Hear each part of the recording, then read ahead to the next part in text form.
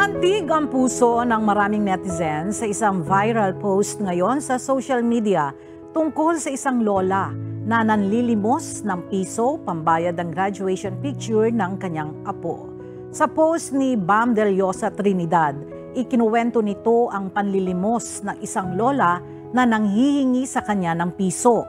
Subalit nang bigyan niya ito ng 5 pisong barya, sinabi ng lola na sobra ang ibinigay sa kanya ni Bam.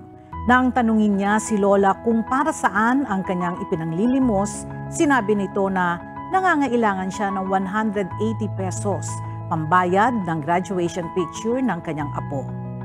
Ayon kay lola, walang-wala umano silang pera kaya kahit taga Pandibulacan pa ang matanda ay dumarayo siya sa iba't ibang lugar para lamang makalikom ng pera. Agad naman siyang binigyan ni Bam ng higit pang halaga na kailangan ni lola para sa graduation pic ng apo.